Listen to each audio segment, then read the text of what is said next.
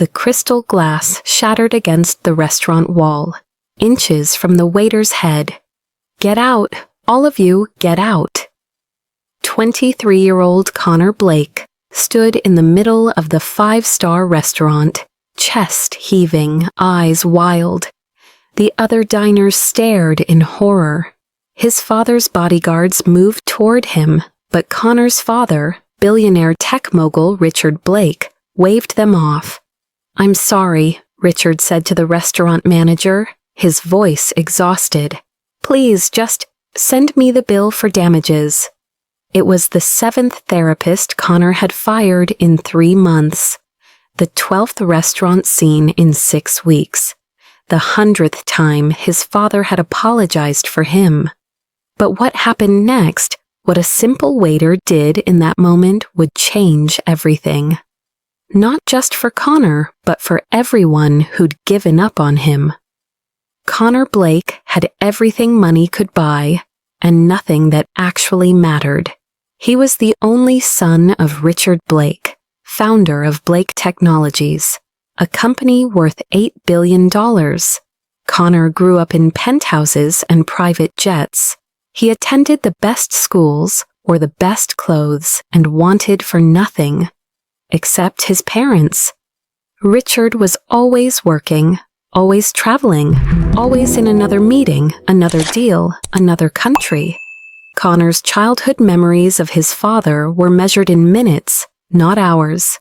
Brief appearances between business trips, distracted conversations during rushed dinners. A man who was physically present but emotionally absent. Connor's mother, Victoria, was even worse. She was a socialite who treated parenting like a fashion accessory, nice to have for photo opportunities, but mostly handled by staff. Connor was raised by nannies, tutors, and drivers who were paid to care but couldn't actually love him. By age 13, Connor had figured out the truth. He was inconvenient, an obligation, a responsibility his parents fulfilled with money instead of presence. So he started acting out. First, it was small things, skipping classes, talking back to teachers, nothing serious. But when those small rebellions got him attention finally, his parents noticed him. Connor escalated. By 16, he was drinking. By 18, he'd been arrested twice for drunk driving. By 20, he'd dropped out of 3 different colleges and blown through $2 million of his trust fund on parties, cars, and people who pretended to be his friends. And then came the accident. Connor was driving drunk again when he crashed his Ferrari into a tree. He survived with minor injuries, but his passenger, his girlfriend Emily, didn't. She died on impact. After Emily's death, Connor shattered completely. He spent weeks in bed, refusing to eat, refusing to speak. The guilt was crushing. Emily had begged him not to drive that night. She'd offered to call them a car, but Connor, drunk and arrogant, had insisted he was fine. And now she was gone, because of him. Richard, terrified of losing his only son, threw money at the problem. He hired the best psychiatrists in the country. He built Connor a private treatment facility on their estate. He offered to send Connor anywhere in the world for treatment. But Connor refused everything. He fired therapist after therapist. Some he screamed at, some he insulted until they quit. Some he simply ignored, sitting in sessions for an hour without saying a word. "You don't understand," Connor would say. "None of you understand." And truthfully, they didn't. These were brilliant, accomplished professionals who'd studied human psychology for decades, but they'd never killed someone they loved. They'd never lived with that particular brand of guilt and self-hatred. Or at least, that's what Connor told himself. It was easier than admitting the real truth. He was terrified that if he actually got better, he'd have to forgive himself. and he didn't believe he deserved forgiveness. The restaurant incident, the thrown glass. The scene happened after Connor's latest therapist suggested EMDR trauma therapy. Connor had exploded, accusing the therapist of trivializing Emily's death, of trying to hack his brain like he was one of his father's computers. He'd stormed out of the session and into the restaurant next door, where his father was having a business lunch. The confrontation that followed cleared the restaurant and ended with Connor collapsing into a chair, sobbing. That's when the waiter approached their table. His name was Marcus Torres, though Connor wouldn't learn that until later. Marcus was in his late 50s, with silver hair, warm brown eyes, and the kind face of someone who'd seen a lot of life. He wore the standard waiter's uniform and moved with quiet efficiency, cleaning up the broken glass Connor had thrown. "I'm so sorry," Richard said to Marcus, pulling out his wallet. "Please let me—" "It's just glass, sir," Marcus said gently. "Glass breaks. It's what glass does." Nobody was hurt. That's what matters. Connor, slumped in his chair with tears still on his face, looked up at Marcus. He expected judgment. He expected disgust. That's what he saw in everyone's eyes these days. But Marcus's eyes held something different, something Connor couldn't quite identify. "Would you like some water?" Marcus asked Connor directly, not his father. "And maybe some bread? I find that bread helps when the world feels too heavy." It was such a strange thing to say, so simple, so human. Connor nodded, not trusting his voice.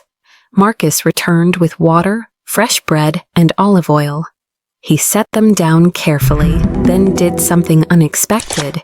He pulled out the chair across from Connor and sat down. Richard started to object. This was highly unprofessional. But something in Marcus's demeanor stopped him.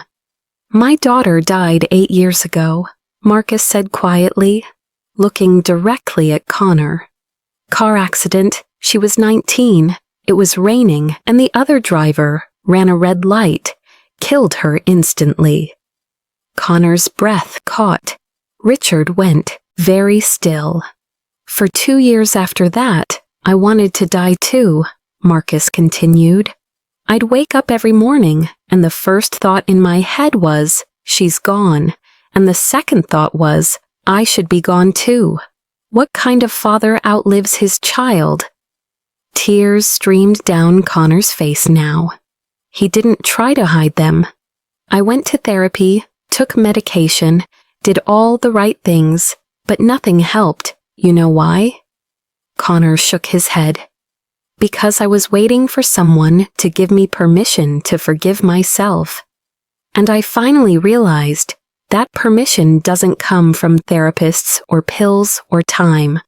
It comes from choosing to honor the person you lost by living a life they'd be proud of." Marcus stood up slowly. "I don't know your story, son, but I see your pain, and I'm telling you, staying broken doesn't honor anyone. It just breaks more people." He squeezed Connor's shoulder gently and walked away to help other customers. Connor sat there, stunned. Something in Marcus's words had cracked through the walls Connor had built around his grief. Connor didn't sleep that night. He kept thinking about what Marcus had said, about choosing to honor Emily's memory by living differently. The next day, Connor did something he hadn't done in months. He got dressed, left the house without being forced, and went back to the restaurant. Marcus was there, setting up tables for the lunch rush. "Can I talk to you?" Connor asked. Marcus looked up, surprised but not unwelcoming. "I'm working, but I've got a few minutes. Coffee?" They sat in a quiet corner. Connor, for the first time since Emily's death, told his whole story.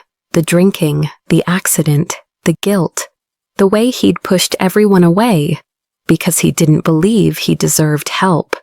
Marcus listened without interrupting, without judging, without offering easy answers. "What do I do?" Connor finally asked. How did you keep going?" Marcus thought for a long moment. "I started small. I couldn't fix everything at once, but I could do one thing. So I volunteered 1 day a week at a youth center, teaching kids to cook. It was something my daughter loved to do with me." "I don't know what Emily would want me to do," Connor said. "Then start with what you know you should do," Marcus replied. "What do you know in your heart is right?" Connor thought about all the therapists he'd fired, all the people he'd hurt, all the opportunities his father's money had bought that he'd wasted. "I should probably stop being an asshole," Connor said with a weak smile. Marcus laughed. "That's a good start." That conversation was the beginning, not the end of Connor's pain. Grief doesn't work that way, but the beginning of his healing. Connor started seeing a therapist again, but this time he actually engaged. He stopped trying to prove they couldn't help him and started letting them try. He joined a grief support group. Sitting in a circle with other people who'd lost someone they loved, Connor finally felt less alone. These people understood in a way his wealthy, successful therapists couldn't.